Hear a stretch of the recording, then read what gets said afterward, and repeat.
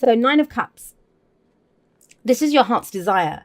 And when it comes up as the underlying energy, I mean, it's very easy. It would be very easy for me to say, oh my God, this is the week where all your wishes come true.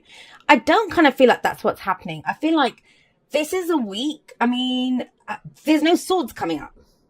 Have a look at that. So it's not about thinking. It's about getting back into your feelings. I don't know if you've taken a little bit, and it's an air sign thing, taken a little bit of break into your head, like been thinking about things. Now it's time to get back to the heart, balance things out, right? We have double kind of heart energy coming in here. What is your heart's desire? Now, it's important to know that. It's important to know what you truly wish for. And I kind of feel like everyone's wishes are changing. It's because we've changed. There's things that we wanted in the past. And you have double wish energy. I just realized the star is the major arcana version of the 9 of Cups. So really have a look. I mean, treat it like a full-time job this week if you can. And, sorry if you already have a full-time job. But really, what do you want? Why do you want it? It's important to know, because if we have a wish, if we have a dream, it's going to get us out of bed in the morning. We're going to do anything. We're going to do it gives us purpose. We want to strive for this. We want to go for this. So that's the underlying energy. It's about reconnecting, having a look at what your heart truly desires. Why is that? Because we have the Empress coming up at the heart of your reading. And she's all about abundance. She's all about growth. I do see her as the kind of, I kind of see death and rebirth with her as well. Why is that? Well, if you see in this deck, she's pregnant, right? So she understands that it takes time to grow something. You can give birth to something, you can nurture it, grow it. And then even when she gives birth, she's going to take care of what she's given birth to, right? And then we also always see the wheat behind her, and I see that as crops. And there's a season for everything, a season to harvest. And, when winter comes in, it's almost like it looks like nothing will ever grow in that field again. But come spring, the shoots come out of the ground and things start to grow again. So it's that kind of energy. She understands the life cycle. She understands that things take time. But her main thing here, it's almost like if you're trying to have more abundance, if you're trying to, grow something in your life, to have more of whatever it is that you want. I mean, abundance can be spiritual, financial, emotional, whatever it is. It starts off with a wish. The 9 of Cups. That's what it starts off with. And we have the Queen of Wands coming up in the past. Now, the Queen of Wands, she's very confident. I don't know if some of you have been dealing with a fire sign. So Aries, Leo, Sagittarius energy coming up here with the Queen of Wands. But she's very attractive. Empress is very attractive as well. And if this is to do with a relationship for you, whatever the nature of that relationship, it may be that that's where your focus was, on the attraction, on the passion that was there, right? Just going to say, some of you may have been in a situation where there wasn't really like a deeper level of emotion. It may have just been fun, a lot of passion, and maybe, hot, steamy stuff going on in the bedroom. Could have been that. And yet now there's something deeper going on here. There's something that you want to grow this. You don't want to be that person, whether it's with that person or not, right? It kind of feels like now there's deeper emotional stuff that's coming up. And that's how we grow this. That's how we get more abundance. That's how we get whatever it is that we're trying to grow. If you have a look in the present, we have the Queen of Cups, and she purely comes from a heart place. That's what she does. It's all about her emotions, her love. I always see her as very discerning. She knows who is worthy of her cup of love and who isn't. She's not going to just hand it over to anyone. She wants to see what's being offered to her first. But have a look at this energy here. I mean, this is all heart. Not passion, not action, not going for stuff. It's sitting in your feelings. What would make you happy? If right now I could just click my fingers and give you whatever you wanted, like no money, no nothing. If there was any wish that you could make, what would be your wish? What would you have? And I've been saying this to a lot of the signs that, a lot of the times we don't dream big enough. We kind of put restrictions on what we're dreaming for, like, oh, I can't do that anyway. And it's right. When you tell yourself that, I can't have this or I can't get that, you can't, because you're restricting yourself. And I get it, it takes courage. It takes a lot of strength to be able to dream, to live from the heart, because it's almost like you set yourself up for failure, right? That you kind of,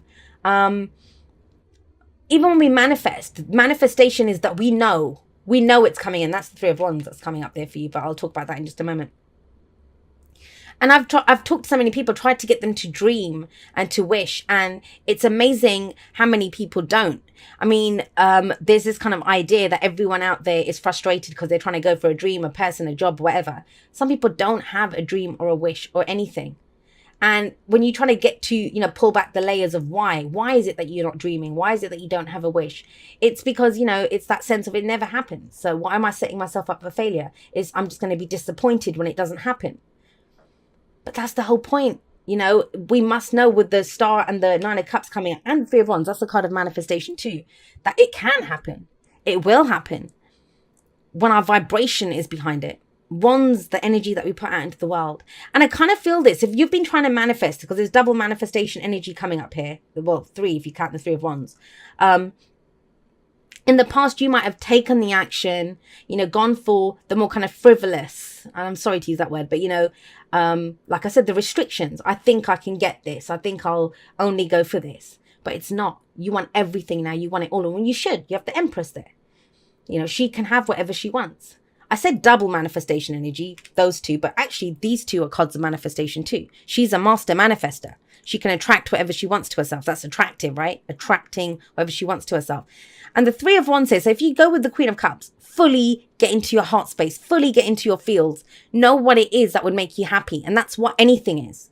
Whether you want a house, a job, a car, the money in the bank, whatever it is that you want, the relationship, it's because you think it's going to make you feel a certain way. So it's about tapping into that feeling. So what do you want? Why do you want it? Because the why of why you want it is how you get it. Let me say that again. The why of why you want it is how you get it. So with the Three of Wands coming up as a future energy, this is where, we know it's coming in. There's nothing on the road, nothing here, but she knows something's coming in. Three of Wands is our expectations, and yet we know what to expect here. We know the seeds that we've planted. We know what we've been nurturing and growing. We know the action that we've taken.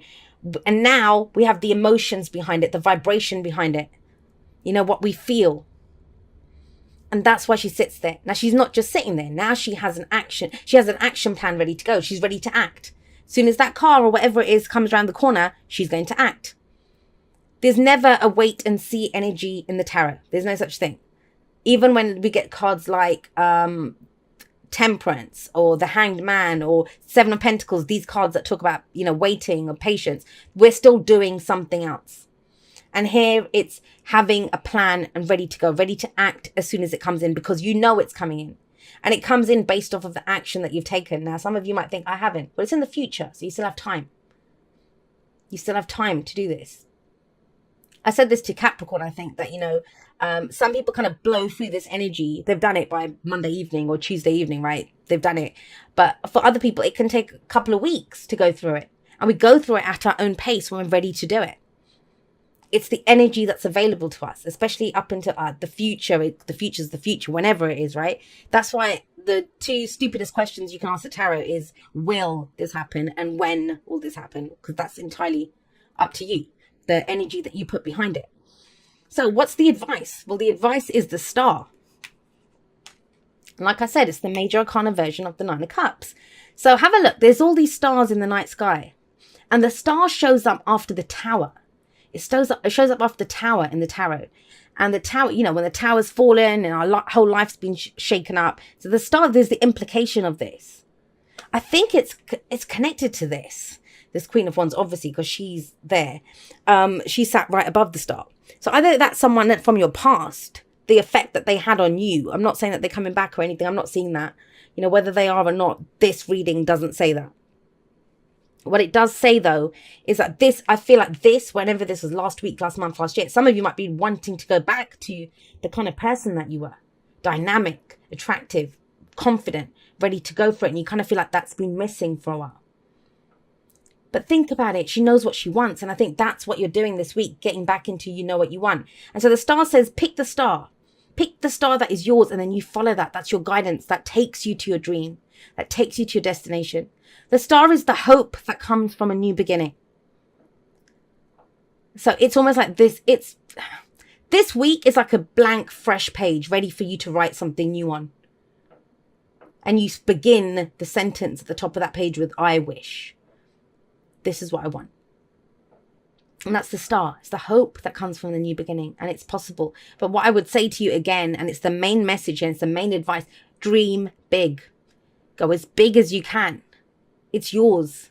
But you have to have your emotion behind that, your passion behind that. And then you just have to give birth to the idea of it, the feeling of it. And it comes in. I mean, I know, I don't do rainbow unicorn type readings. You guys know, those of you that have been with me for a while, I don't do that. But this is amazing, amazing energy here, Gemini. And it all starts off with a wish. Right, let's get you some oracle cards.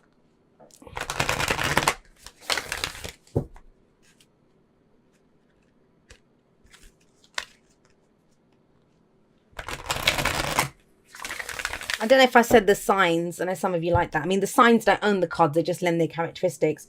But we have Aries, Leo, Sagittarius here, Pisces, Cancer, Scorpio, and Aquarius here. There's very Venus energy here. But remember, we have those placements in our chart. Even those people that say they don't, yes, you do. It's somewhere in your chart, right?